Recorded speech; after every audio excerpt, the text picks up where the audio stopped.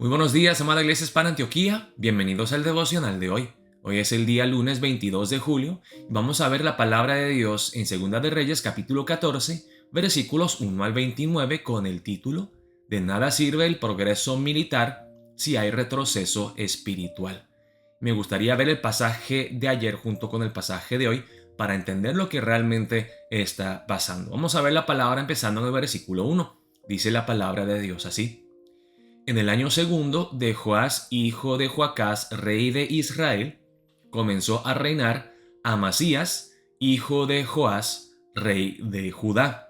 Acuérdense que habían dos Joás: Joás, el rey de Israel del norte, y Joás, el rey de Judá al sur. Y dice aquí, cuando comenzó a reinar, era de 25 años y 29 años reinó en Jerusalén. El nombre de su madre fue Joadán de Jerusalén. Entonces aquí encontramos a Amasías, hijo de Joás, rey de Judá. Este era el Joás bueno.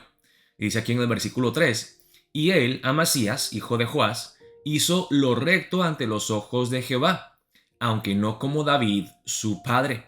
Hizo conforme a todas las cosas que había hecho Joás, su padre. Con todo eso, los lugares altos no fueron quitados, porque el pueblo aún sacrificaba y quemaba incienso en esos lugares altos. Entonces, vemos, hermanos, cómo Amasías siguió el ejemplo de su padre Joás. Se dijo hace unos días que Joás hizo lo recto, lo bueno ante los ojos de Jehová, pero no logró quitar los lugares altos, donde el pueblo aún sacrificaba y quemaba incienso a dioses extranjeros, a dioses que no son, que no son Dios, Jehová Dios. Y vemos, hermanos, que Amasías sigue el ejemplo de su padre. Hace lo recto, hace lo bueno, excepto que falla en el mismo punto. Pero luego vemos, hermanos, que se empieza a hablar de Amasías, que hizo bien, que hizo lo recto, pero empezamos a ver también sus fallas. Y dice en el versículo 5: Y cuando hubo afirmado en sus manos el reino, mató a los siervos que habían dado muerto al rey su padre, pero no mató a los hijos de los que le dieron muerte, conforme a lo que está escrito en el libro de la ley de Moisés, donde Jehová mandó diciendo: No matarán a los padres por los hijos, ni a los hijos por los padres, sino que cada uno morirá por su propio pecado. Y hasta aquí vemos que Amasías hizo bien.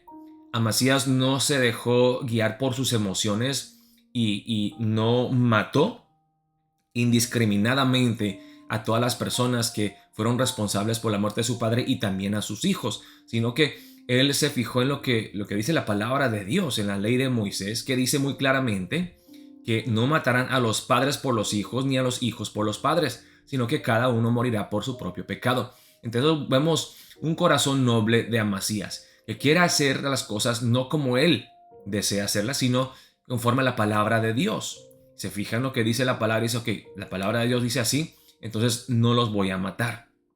Pero luego vemos, hermanos, que así empieza, pero desciende a una idolatría, una desobediencia en contra de la palabra de Dios. Porque aunque tal vez se controló cuando quería matar a las personas responsables por la muerte de su padre, vemos que su reinado es marcado por la violencia, porque dice en el versículo 7: Este mató a sí mismo a 10,000 edomitas en el valle de la Sal, y tomó a Sela en batalla y la llamó Jocteel hasta hoy.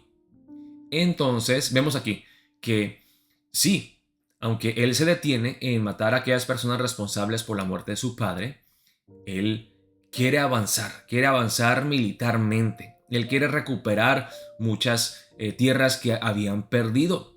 Entonces es un hombre valiente, pero a la misma vez violento. Dice luego en el versículo 8, y vemos cómo Amasías empieza a enorgullecerse innecesariamente. Dice: Entonces Amasías envió mensajeros a Joás, hijo de Joacás, hijo de Jehú, rey de Israel, diciendo: Ven para que nos veamos las caras. Amasías ya se siente grande, está confiado. Pues yo logré vencer a mis enemigos, pues voy a hablarle a mi compatriota el rey Joás, el rey de Israel. Ven para que nos veamos las caras. Y Joás, rey de Israel, envió a Amasías, rey de Judá, esta respuesta. El cardo que está en el Líbano envió a decir al cedro que está en el Líbano: da tu hija por mujer a mi hijo. Y pasaron las fieras que están en el Líbano y hollaron el cardo. ¿Qué está diciendo aquí Joás? Solamente, Amasías, porque tú hayas vencido a tus enemigos, no te creas una persona tan grande y poderosa. Tú no te puedes comparar a mí. Yo soy un cedro, tú eres un cardo, una pequeña espina, yo soy un cedro. Y tú estás diciendo que estás casi a mi nivel. Da tu hija por mujer a mi hijo. No. ¿Quién te crees, Amasías? Y dice, y pasaron las fieras que están en el Líbano y hollaron el cardo. Y Joás le está diciendo indirectamente a Amasías: no te creas tan fuerte, tan grande, porque te van a atacar y te van a destruir. Ciertamente has derrotado a Edom, y tu corazón se ha envanecido. Gloríate pues, mas quédate en tu casa. ¿Para qué te metes en un mal para que caigas tú y Judá contigo? Pero Amasías no escuchó, por lo cual subió Joás, rey de Israel, y se vieron las caras él y Amasías, rey de Judá, en Bet-Semes, que es de Judá. Y Judá cayó delante de Israel, y huyeron cada uno a su tienda. Además, Joás, rey de Israel, tomó a Amasías, rey de Judá, hijo de Joás, hijo de Ocosías, en Bet-Semes, y vino a Jerusalén, y rompió el muro de Jerusalén desde la puerta de Efraín hasta la puerta de la esquina, 400 codos. Y tomó todo el oro y la plata y todos los utensilios que fueron hallados en la casa de Jehová y en los tesoros de la casa del rey, y a los hijos tomó en rehenes y volvió a Samaria. Los demás hechos que ejecutó Joás y sus hazañas, y cómo peleó contra Amasías, rey de Judá, ¿no está escrito en el libro de las crónicas de los reyes de Israel? Y durmió Joás con sus padres, y fue sepultado en Samaria con los reyes de Israel, y reinó en su lugar Jeroboam, su hijo. Vemos, hermanos, cuando uno se enorgullece, se exalta a sí mismo, empieza a hacer cosas necias sin sentido. Tristemente empezó una guerra civil entre Israel y Judá por el orgullo del rey Amasías. Y sigue la palabra en el versículo 17. Y Amasías, hijo de Joás, rey de Judá, vivió después de la muerte de Joás, hijo de Joacás, rey de Israel, 15 años. Los demás hechos de Amasías no están escritos en el libro de las crónicas de los reyes de Judá. Conspiraron contra él en Jerusalén, y él huyó a Laquis, pero le persiguieron hasta Laquis y allá lo mataron. Lo trajeron luego sobre caballos y lo sepultaron en Jerusalén con sus padres en la ciudad de David. Vemos, hermanos, aquí que el orgullo de Amasías lo llevó a la muerte. Y aquí dice que lo sepultaron en Jerusalén con sus padres en la ciudad de David. Acuérdense, hermanos, que siguen siendo descendientes de David, aunque no el descendiente esperado, el Mesías esperado, pero Dios, de alguna forma u otra, a pesar del orgullo, de la necedad, de la desobediencia y la idolatría de su pueblo, de alguna forma u otra seguía cumpliendo sus propósitos. Dice entonces: todo el pueblo de Judá tomó a Azarías, que era de 16 años, y lo hicieron rey en lugar de Amasías, su padre. Reedificó él a Elat y la restituyó a Judá después que el rey durmió con sus padres. Entonces vemos cómo el hijo de Amasías, Azarías, logra hacer algunas cosas buenas, recuperar más terreno. Luego dice: el año 15 de Amasías, hijo de Joás, rey de Judá, comenzó a reinar Jeroboam, hijo de Joás, sobre Israel en Samaria, y reinó 41 años. Vemos cómo se habla de Israel y luego de Judá y luego de Israel, ¿ok? Y dice: e hizo lo malo ante los ojos de Jehová, y no se apartó de todos los pecados de Jeroboam, hijo de Nabat, el que hizo pecar a Israel. Entonces vemos cómo le pusieron el nombre Jeroboam el segundo, y tristemente siguió el ejemplo de Jeroboam, el que hizo pecar a Israel.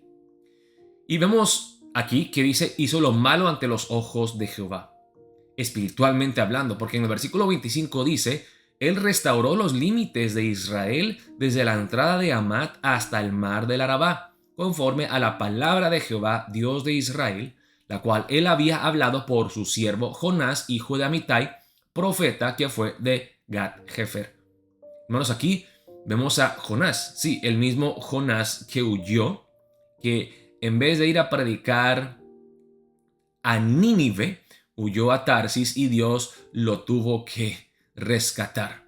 Bueno, le tuvo que mandar una ballena, un pez grande, que se tragó a Jonás para que Jonás se arrepintiera y volviera en los caminos de Dios.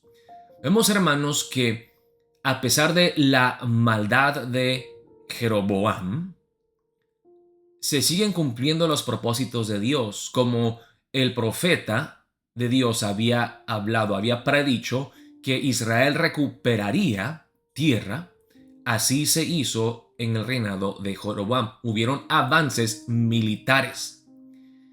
Y dice aquí, porque Jehová miró la muy amarga aflicción de Israel, que no había siervo ni libre, ni quien diese ayuda a Israel, y Jehová no había determinado raer el nombre de Israel de debajo del cielo. Por tanto, los salvó por mano de Jeroboam, hijo de Joás. Dios tiene misericordia de su pueblo, y a pesar de su idolatría constante, su maldad, Dios usa hasta un rey malvado llamado Jeroboam para seguir cumpliendo sus propósitos. Dice los demás hechos de Jeroboam y todo lo que hizo, y su valentía y todas las guerras que hizo, y cómo restituyó al dominio de Israel a Damasco y Hamat, que habían pertenecido a Judá. ¿No está escrito en el libro de las crónicas de los reyes de Israel? Y durmió Jeroboam con sus padres, los reyes de Israel, y reinó en su lugar Zacarías, su hijo. Vemos, hermanos, que hay un avance, por lo menos en la parte militar, que el rey Jeroboam logra recuperar tierra.